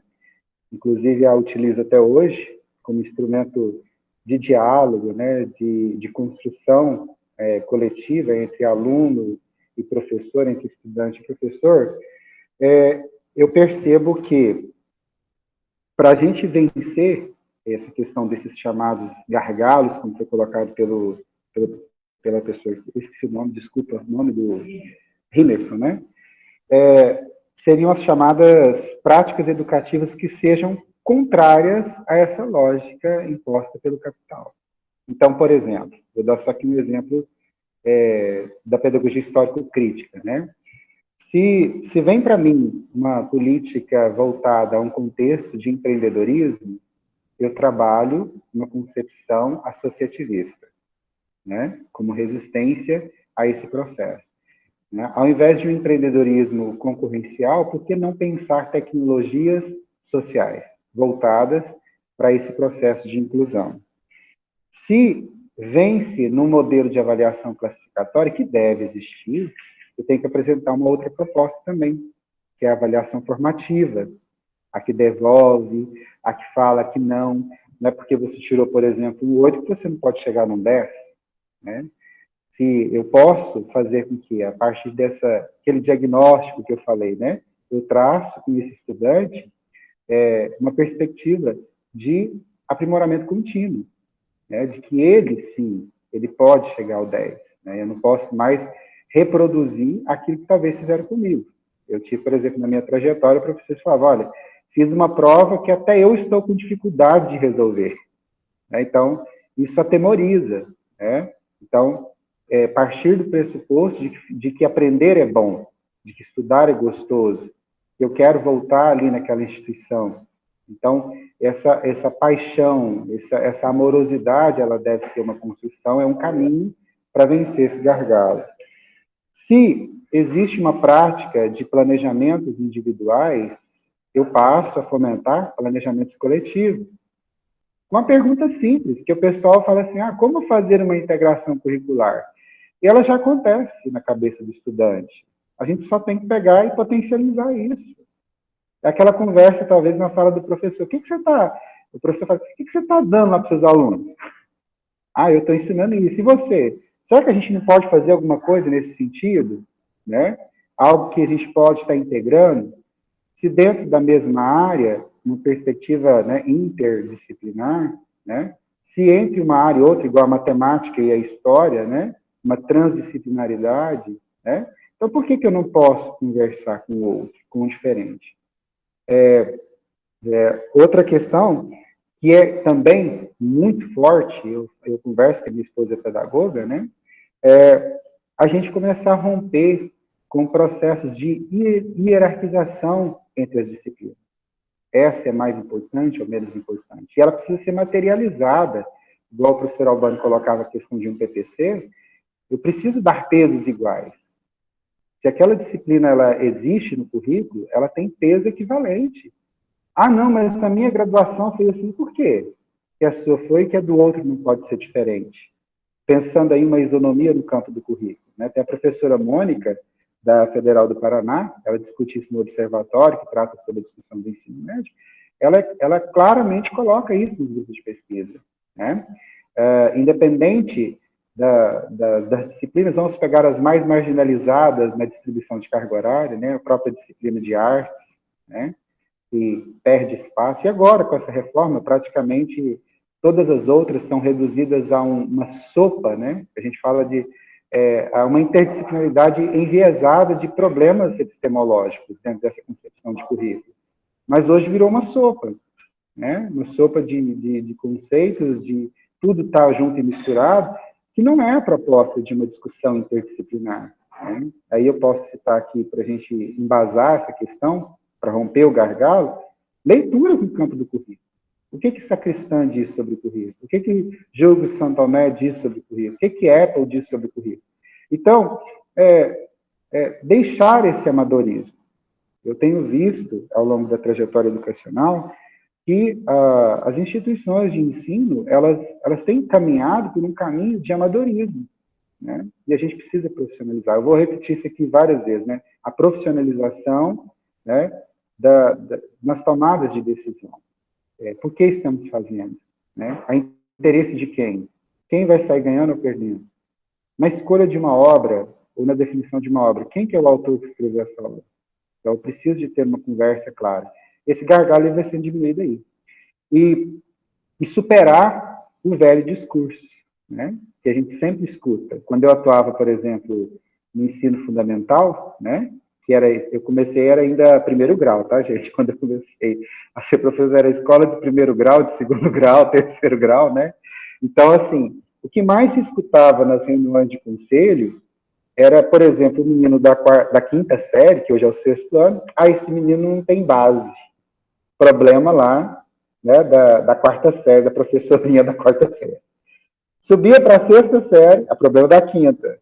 Vai para o ensino médio, o problema é do fundamental. Né? Foi para o superior, nossa, não deu conta de nada. E detalhe, hoje eu estou numa instituição que faz processo seletivo, ou seja, ainda tem um filtro, e eu ainda escuto o professor falando que o aluno não tem nível. A pergunta sempre que eu me faço é, qual o nível que ele quer? O nível no qual ele se encontra, ou o nível que realmente aquela pessoa precisa estar? Finaliza a minha reflexão quando um professor, eu ainda na última graduação que eu fiz, né, o professor disse assim, olha, vocês têm que me acompanhar. Eu não aguentei. Eu era da parte das aulas dos mais idosos lá no fundo, levantei a mão e falei, professor, é impossível. Eu estava olhando o seu currículo aqui no Lattes, tem 30 anos que o senhor dá aula dessa disciplina. O senhor deve ter lido, em média, um livro por semana sobre isso. Eu jamais vou conseguir. Porque para eu acompanhar o senhor, eu tenho que fazer a trajetória que o senhor fez. Vamos combinar o que eu preciso saber para esse exercício profissional? Vamos lá na diretriz e seguir a diretriz. Diretriz é para isso. PPC é para isso. Né? É para a gente ter um norte. Porque senão, eu crio diversos sistemas educacionais. E é um dos problemas, porque aí cada um fica fazendo a sua escola, e não aquilo que de fato precisa ser feito. Né? E aí sim, eu gosto muito, eu enfatizo, né, o artigo 12 da LDB, né, de acordo com a proposta pedagógica do estabelecimento de ensino. Não é com a proposta pedagógica das escolas que eu carrego, ou das entidades às quais eu pertenci, mas de acordo com a proposta pedagógica daquele estabelecimento de ensino. Então, o gargalo ele começa a partir do momento em que eu conheço as regras do jogo. Aí eu vou pegar, vai fazer uma ponte que a Kelly depois ela vai querer falar também, né? A questão das brincadeiras, né? Quando a gente vai para uma brincadeira, quando a gente era criança, a gente tinha que saber a regra do jogo, não é isso? Senão você perde. Aí as pessoas querem participar da vida adulta, nas relações, seja de trabalho, família, sem conhecer as regras. E quando não tem regra, quando não tem planejamento, qualquer caminho vale. Então, vencer o gargalo tá, com quem eu estou falando? Em qual instituição eu estou? E, a partir disso, fazer um planejamento estratégico e seguir de forma flexível aquilo que foi planejado. A flexibilidade não diz respeito a quebrar a vara, né? Mas entendendo que cada semestre é uma realidade, cada ano é uma realidade, cada turno é uma realidade. Ah, professor, então quer dizer que eu tenho que atender individualmente? Jamais. Mas você tem que categorizar aqueles alunos que ali estão. Existem alunos que estão no nível básico, no intermediário e no avançado. Então, a primeira coisa é saber dessa realidade. E, a partir daí, com aquela turma que você tem, definir as estratégias. Me entristece muito quando eu vejo profissionais da educação que comparam uma turma com a outra, um aluno com o outro. É a mesma coisa que comparar filhos. Né? Você tem 3 filhos. Aí você diz assim, eu queria tanto que você fosse como fulano. Olha, por que você não é igual ao seu irmão? Isso frustra, afasta, marginaliza, né? Então, são caminhos que a gente precisa falar. E dizer sempre, quando for explicar qualquer conteúdo novo, gente, isso aqui é mamão com açúcar, sabe por quê? Isso aqui foi pensado por ser humano, não foi pensado por deuses. A matemática, ela é humana, embora ela esteja organizada dentro de uma área de exatas, ela foi pensada por gente. Né? E se ela foi pensada por gente, eu consigo aprender. Por que eu não posso aprender? Né? Então, eu preciso entender e dialogar de fato com isso. Grande desafio para o professor, transposição didática. Né? Então, eu não posso dar a mesma aula para todas as turmas, para todos os níveis, para todas as modalidades de educação. Sempre a partir da realidade na qual eu estou inserido.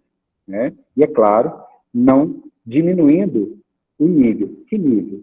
O nível que precisa, de fato, ser aprendido por meio da política pedagógica daquele estabelecimento de ensino. É o que eu podia contribuir para essa questão.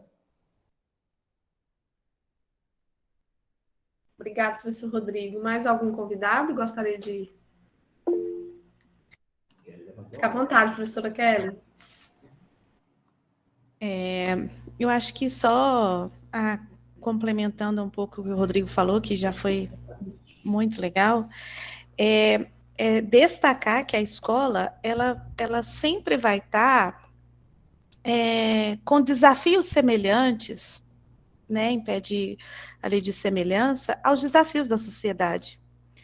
Então, se hoje nós temos uma sociedade com tantos desafios, tantas questões que são levantadas e que são destoantes, e uma diversidade tão grande de pessoas que devem ser contempladas e respeitadas, e, ao mesmo tempo, uma grande quantidade também de pessoas que acham que isso não deve acontecer. São relações de poder dentro de uma sociedade, né, sendo aí estabelecidas, e na escola ela vai trazer toda essa realidade, ela é a realidade da escola. Então, assim, o Rodrigo citou aí essa questão do currículo, e eu acho que também um autor que nos ajuda muito a pensar o currículo é Foucault, porque ele vai falar dessa questão das relações de poder dentro da sociedade e nos currículos, né? Então, o que eu percebo muito é as nossas escolas, muitas vezes, ainda dentro de estruturas e modus operandes tradicionais, e quando eu estou dizendo do tradicional, não estou querendo pegar uma carga negativa desse processo, muito pelo contrário, é dizer que nós estamos numa estrutura e numa lógica de pensar escola que foi formatada em um período da história, para pessoas daquele período. E nós estamos em uma sociedade que o Rodrigo mesmo falou, uma modernidade líquida. E assim, o que de fato a escola dialoga com essa realidade? Às vezes eu vejo a escola se negando a encarar essa realidade, porque eu não quero trazer essa discussão para a escola, porque essa discussão afeta a família tradicional brasileira. Que família tradicional brasileira é essa que tanto é imposta questões da família tradicional que não entram nas discussões da escola? Então, assim, percebam que essa palavra tradicional, essa palavra que eu acabei de falar, que eu já até esqueci, que era isso, a escola... Estou viajando, Rodrigo, me ajuda aí, acabei de falar. Acho que é isso mesmo. Então, assim, família tradicional, não, né? e Que a família escola... é essa? que família não, mas é a escola mesmo, essa Conservadora, né? Conservadora. Conservadora, obrigada, Rodrigo. É porque eu falei, já ia falar outra coisa, eu barrei aqui o pensamento, e aí... Então, assim, eu acredito que esses currículos que são construídos na sociedade, que esses currículos eles existem desde uma indústria cultural que propõe currículos, uma estrutura de poder política que propõe currículos. Então, isso tudo impacta na escola, mas a escola parece que fica com uma célula dura que não quer receber isso, e isso gera conflito, isso gera disputa dentro do contexto escolar. Então, acho que essa é uma grande questão que nos impacta muito e que, na verdade, vai impactar os nossos fazeres, os currículos construídos no cotidiano em forma de documento, em forma também das nossas ações, que nem sempre também é bom a gente pensar nisso, né? Que nem sempre o currículo escrito é o mesmo que a gente está ali no cotidiano fazendo.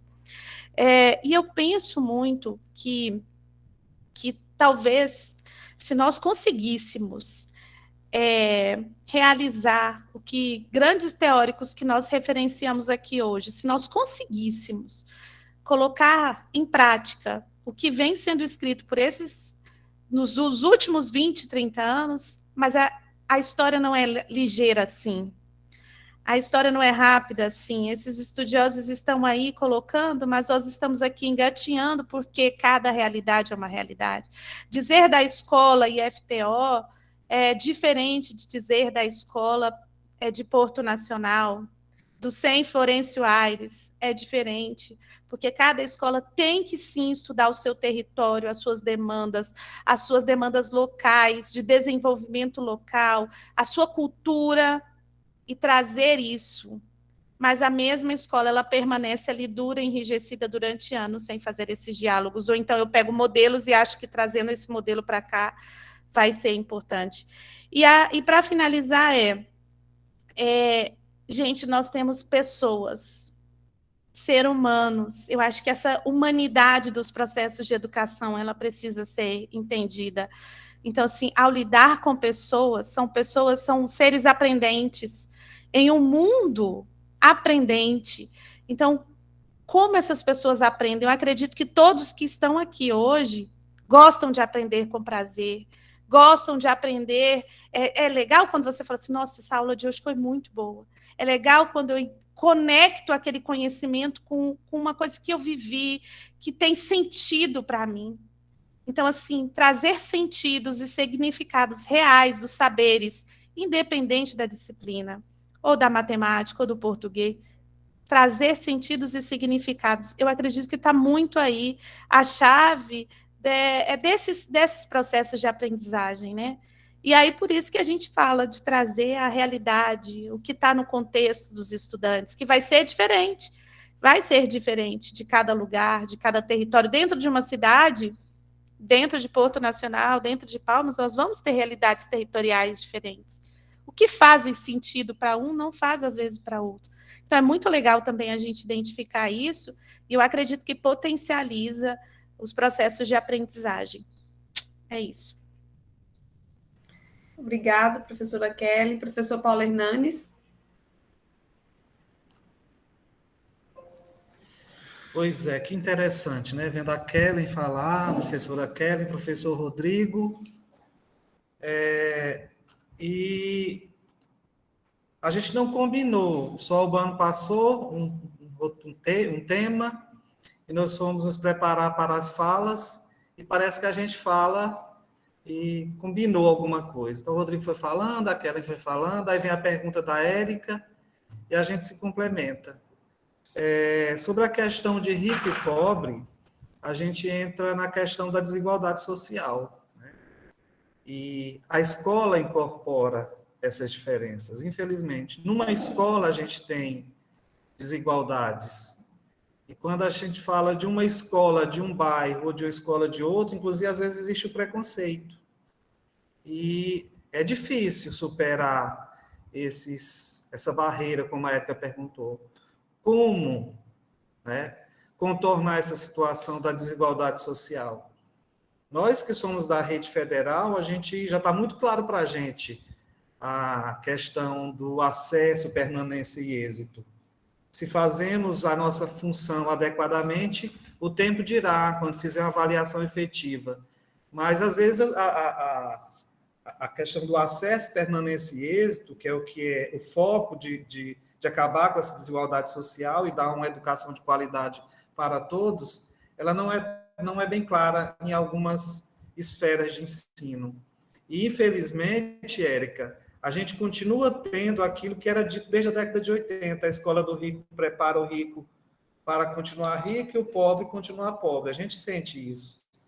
E como contornar isso? Aí vai desde a questão da cidadania, do voto, votar em pessoas que têm respeito à educação, votar em governadores, em prefeitos, em presidentes que busquem um perfil técnico. Então, vai toda uma questão de política pública, inclusive, para contornar a situação. Mas aí eu vou retomar, eu até peguei a palavra aprendente aí da professora Kelly, eu gostei muito, eu gosto dos neologismos, professora Kelly, porque, às vezes, as palavras que estão ditas aí, aprendizagem, aprender, né, o aprendiz, elas já tomaram um novo rumo, e quando a gente utiliza um neologismo, a gente consegue colocar aquele sentido que a gente quer passar. Parabéns. Então, assim, o que fazer para essas diferenças? Eu posso dar exemplo, eu anotei 5 pontos aqui para o professor nesse contorno das diferenças, seja na educação de jovens e adultos, que é um contexto que tem bastante desigualdades, a educação escolar indígena, a educação do campo, a educação de ribeirinhos, a educação em presídios, e existem tantas outras formas, porque a gente falando só de educação básica, como um todo, a educação superior, a gente vê essas diferenças, a gente vê a desigualdade social e a forma como, de certa forma, existe essa perpetuação aí do rico e do pobre. Mas o papel do professor na sala de aula, para que a aprendizagem do menos favorecido de condição financeira também evolua, cabe a nós, professores. É um sacerdócio, sim, é uma doação, sim, nossa. Como o professor Rodrigo bem falou, Nós escolhemos essa profissão. E assim devemos fazer. Então, anotei 5 pontos. O primeiro é o respeito à pluralidade cultural e às identidades. Nós precisamos perceber, né? O ensino de Palmas é diferente do ensino de Porto Nacional, e de um bairro para outro. Então, essa pluralidade cultural, essas identidades, essa condição social, é preciso que o professor tenha respeito. E isso cria um viés de amorosidade, de respeito. O respeito à linguagem.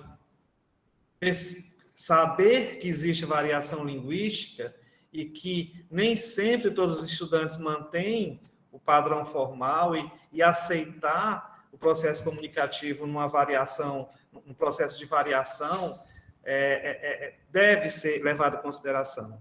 Então, o respeito à pluralidade, o respeito à linguagem. O terceiro é saber ouvir, porque saber ouvir as demandas de uma turma ou de um estudante determinado pode requerer do professor a mudança de planos no seu projeto educacional ali. Então, temos que ouvir. Não é só o nosso planejamento, mas também ouvir e mudar a rota do ensino. Aí vou falar da transdisciplinaridade. Os professores, infelizmente, muitas vezes trabalham em caixinhas, cada um com o seu quadradinho, e devemos tentar pelo menos uma interdisciplinaridade. Vontade de chegar numa trans seria muito bom. E a última é que a nossa avaliação seja revista. Então, o tempo inteiro fazendo a avaliação da avaliação. Não é com propósito de aprovação, mas com propósito de uma aprendizagem significativa. Tá bom? Então, recapitulando, o respeito à pluralidade, o respeito à linguagem, saber ouvir para replanejar o ensino, avançarmos um dia para a transdisciplinaridade. Quem conhece a professora Marilza Suano, do Goiás, aí sabe o tanto que ela trabalha essa questão, e o nosso processo de avaliação. São 5 pontos que nós, professores, podemos fazer para melhorar, para atenuar essa diferença entre os ensinos. Bom, obrigado. Eram essas contribuições. Obrigada, professor Paulo. Só antes de passar a fala ao professor Rodrigo, eu gostaria de ler aqui a Ana Paula colocou: é verdade, professora Cíntia, gostei muito das falas. Quando essa pandemia acabar, poderia ter oficinas de como desenvolver da melhor forma esses conhecimentos matemáticos, uma vez que nós, futuros pedagogos, trabalharemos com alunos das séries iniciais. Desafio posto, Ana Paula, e desafio aceito, viu? Vamos sim já projetar aí essas oficinas. Já deixo aqui o convite para os professores aqui participarem dessa construção, tá ok? Por favor, professor Rodrigo. Seu microfone, professor Rodrigo. Vou tentar ser breve, né? Eu tenho dificuldade de síntese, não sei se vocês já perceberam. Mas, assim, quando fala de desigualdade, né, e de como superar isso, a gente precisa de algumas coisas. A primeira é que me fez lembrar da minha história de vida, né? Eu comecei como lavrador, né? Boia fria. A gente fala lavrador, né? Boia fria mesmo. Apanhando café lá no interior de Minas Gerais, né? Plantando café. Minha região lá, ela é produtora de café. Não era dono da fazenda, né? E uma coisa que minha mãe, que é cantineira de escola, falava para mim, e ela continua, é que a pena ela é mais leve do que a enxada. Então, ela colocou isso muito na concepção dos 3 filhos que ela teve, né? Ela está viva, né? Mas ela falava isso muito: meu filho, o que eu posso dar para você é o estudo.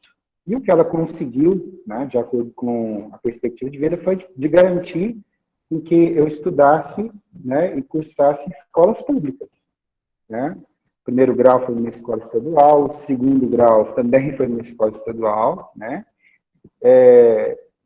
Sempre trabalhando e estudando, né, porque a ideia de ser arrimo de família é uma realidade da maior parte dos brasileiros e brasileiras, né? Então, foi essa realidade.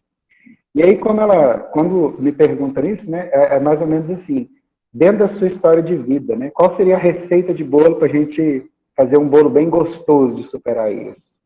Primeira coisa, sem dúvida nenhuma, eu quero trazer aqui a perspectiva aristotélica, né? Somos seres políticos.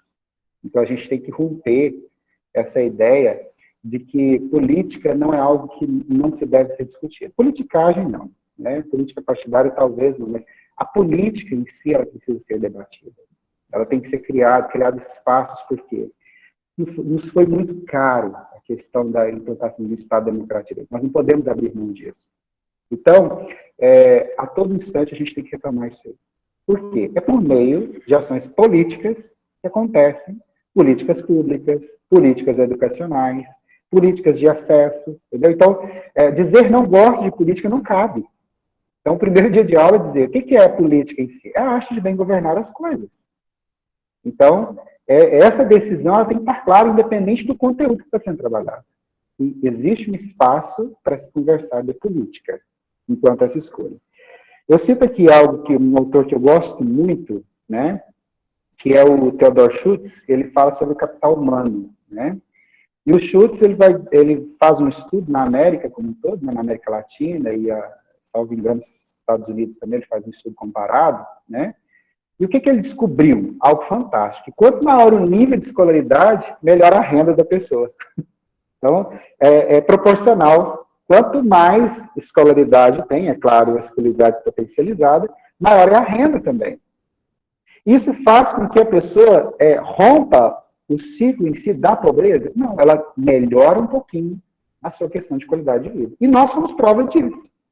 Quantos de nós que tínhamos uma realidade enquanto infantes, né? E hoje estamos em uma condição um pouco melhor do que a que os nossos pais viviam. Então, o Schutz ele faz esse estudo, prova por A mais B, que a partir do momento em que eu tenho uma educação, né, essa educação sendo intensificada, necessariamente eu também tenho um resultado melhor em termos financeiros. Mas o Schutz está dentro de uma lógica do capital. E aí eu não posso deixar de dialogar também com aquele que critica essa ideia do capital. É bom essa diversidade da ciência que a gente vai falando de um e de outro, né? E aí eu vou trazer para a discussão a necessidade, né, da consciência de classe. Né? O que o capital hoje ele inventou foi um negócio chamado classe média. Né? E a gente precisa ser claro de que o que de fato existe é o burguês e o proletário. Independente da pessoa, e eu colocava isso numa das minhas aulas, a pessoa pode ser um juiz de direito, que é uma das áreas que eu transito. Se ele perde o salário, que seja, né? O vencimento básico dele lá, de um mês, mesmo ganhando 30, 40, 50 mil, ele entra em colapso. O cartão de crédito passa a vir, as outras coisas começam a vir mais. Por quê? O capital não trabalha para ele sozinho. Ele precisa trabalhar, fazer com que a coisa apareça. Diferente de um grupo muito pequeno, que, independente de ter trabalho ou não, a renda dele está garantida, porque o dinheiro por si só, ele já produz essa riqueza. Então eu preciso ter consciência de classe. Por quê? Para não abrir mão de direitos trabalhistas, de direitos previdenciários, que a gente está tendo esses sofrimentos agora, mas aí eu tendo consciência de classe, eu me posiciono. Tendo consciência política, eu me posiciono. Isso é importante. Nós estamos vivendo uma apatia no campo político, ou pior de tudo, né? A ideia de nós e os outros, que é pior ainda, né? Que é a ideia de tipo assim, aquele ali é o demônio em pessoa, esse aqui é o santo em pessoa. Então, esses extremos são preocupantes na nossa sociedade, né? E a outra questão que eu trago, já indo para esse finalmente de reflexão, é de que, no contexto educacional, eu preciso ter, sim, uma concepção de empreender uma educação de fato libertadora. Por quê? Porque se eu não faço uma educação libertadora como os estudantes, e nós, eu falo aqui com muita franqueza, né? Nós somos ditadores. Nós, humanos, somos ditadores. A gente quer que as nossas vontades sejam realizadas. Isso já tem, inclusive, pesquisa lá da UFMG, grupo que trabalha sobre questão de perspectiva de psicologia, né? Aquele sonho de ter um gênio, fazer os 3 desejos, ela permeia o imaginário todo mundo. Ai, se eu ganhasse, ai, se eu não sei o que mais. Então, nós somos movidos, né? Nós somos movidos pelo desejo, pela motivação e pelo incentivo. Se você não age dentro desse tripé, seja na formação inicial, ou continuado de professores ou com os alunos, entendendo quais os desejos, quais são as motivações e o que é o incentivo para aquela pessoa poder não só ter o acesso, mas a permanência e o êxito, a educação ela não vai ser de fato libertadora. E quando a educação não é libertadora, a gente sabe o que dá. Ela vai produzir pessoas que o sonho dele, independente de onde ele esteja, é de reproduzir aquilo, né, repetindo aquilo que foi lhe ofertado. Né? É uma máxima. E não abrir mão de jeito nenhum. Defesa da escola pública, gratuita e de qualidade. Para todos. Todas e todos. Eu não posso abrir mão disso. Decidi ser professor. Estou na iniciativa privada. Você tem que sair em defesa, que aí é outra consciência, que é a consciência de categoria, que a gente precisa trabalhar na questão dos profissionais da educação. Né? Então, a dor que aquele profissional da educação está sofrendo, eu tenho que ter um princípio de alteridade naquilo que ele está passando. Eu tenho que me compadecer. Eu chego a emocionar. O Instituto Federal do Mato Grosso, que acompanha essa discussão do PNLD mais democrático, né? Eles escreveram uma nota. Sabe de onde saiu essa nota? Dos professores de matemática. Eles disseram o seguinte: embora os livros, ou a oferta dos livros, né, para o conteúdo de matemática, tendem a atender às exigências, né, de conteúdo, de currículo, né, sabendo que as outras áreas não estão sendo contempladas, nós, professores de matemática, nós não vamos escolher também livro em unidade com os professores das outras áreas.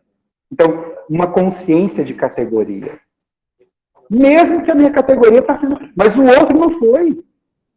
Porque a partir do momento em que eu penso só no meu umbigo, o que eu faço? Eu reforço os processos de desigualdade. Aí eu vou fazer o quê?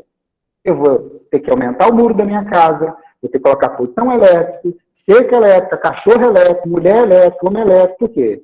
Tudo vai ter que ser elétrico para defender, né, o meu patrimônio. Né? Então, assim, a reflexão que eu faço, como é que a gente supera isso? Eu resolvi militar no campo da educação. E você, está nos acompanhando? Onde você optou? Uma vez um professor disse assim, era meu colega também, e na época eu sou pago só para ensinar. Eu falei, não. Não é pago só para ensinar. Ensinar é uma das atribuições. Ensinar, ele está ligado à questão do conteúdo em si. É mais do que isso. Não se diminua. Não seja medíocre. Porque isso é ficar na média. Né? Nós somos pagos para muito mais. E isso eu estou falando para que você, além dos seus 40 horas, das suas 60 horas, porque tem gente que é 40, 20, em todo lugar, você faça mais, atenda em qualquer lugar, também não. Não é isso. Né? É no sentido de quê? De entender o papel de todas as profissões que nós temos, e por favor, não entenda isso naquela linha da perspectiva jesuítica, né? De entender a educação como sacerdote. Nenhuma pessoa que foi atendida por um dentista grita lá no supermercado assim, oi, dentista! Oi, meu odontólogo! Oi, meu médico! Mas professor a gente é chamado pro resto da vida. Oi, professor! Oi, professor! De repente tem uma senhora de 60 anos levantando a mão. Ah lá, meu professor. O netinho vira e fala assim, uai, você é tão jovem, já deu aula para minha avó? Né? Por quê? Porque eu falo que é quase uma marca indelével a partir do momento em que você recebe o título de professor. Entendeu? Agora, o desafio é ir para além desse professor, que a gente sabe a origem epistemológica também dela, né? É de sermos educadores. Então, entender a questão do que é o papel do educador, o papel que ele tem de transformação na vida das pessoas. Né? Tanto para o bem, quanto para o outro. Não é tão bom assim. Né? A gente nunca consegue agradar todos e todas dentro do processo. Mas a gente pode sim fazer a diferença. Né? Como muitos passaram por nós, fizeram a diferença. Então, respondendo a questão, é justamente isso. Para vencer as desigualdades, pelo menos a bandeira que eu tenho, esses são processos educacionais. Reconhecimento não formal e do formal também. A valorização desse processo. Muito obrigada, professor Rodrigo. E vamos continuar acreditando na educação. Né? Érica, muito obrigada pelo teu questionamento. O Rimerson colocou maravilhosas contribuições. O Luciano colocou aqui, professor Ambrósio propõe o currículo em literacia, materacia Tecnoracia, que possibilita o desenvolvimento de atividades escolares embasadas na etnomatemática. Parabéns a todos pelas discussões, muito importantes. O Johan, só pelo amor de Deus, não me chama de tio. Quando eu era professor, era meu apelido carinhoso. Tem muito isso mesmo, Johan. Pessoal, mais algum questionamento, alguma contribuição?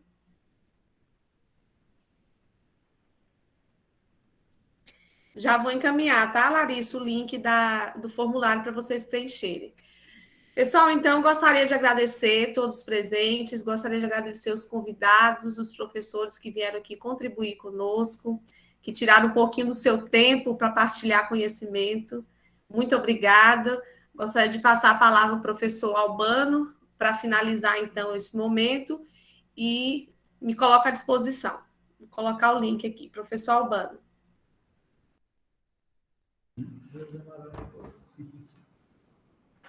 Bom, na verdade, eu quero agradecer, né, a todos.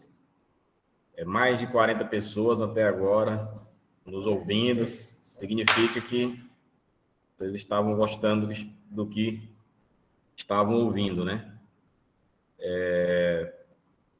Tá aí o formulário para vocês preencherem, né? Para receber o certificado. Na sexta-feira também tem um mini curso, eu vou enviar para vocês depois um mini curso de estatística, utilizando o Excel. Eu passo depois as informações, e aí eu posso depois fazer o certificado dos 2 eventos. Quem participar só de um, eu faço o certificado somente de um, ok? Muito obrigado mais uma vez, professora Kelly, professora Vânia, Elielso, professor Paulo Hernandes, Rodrigo Teixeira. Ouvir vocês realmente é muito gratificante, é uma aula, né, para a gente. E se pudéssemos, ficaríamos mais tempo aqui ouvindo vocês, tá bom? Muito conhecimento, muita bagagem, na verdade, né? Então, é muito bom. Muito obrigado por todos, obrigado, professora Cíntia, também, tá bom? E até mais tarde. Pessoal, brigadão, professores, até mais. Tenham um bom dia, uma excelente semana e acompanhe a programação aí, que tem muita coisa boa pela semana, tá certo? Até mais, gente, foi um prazer.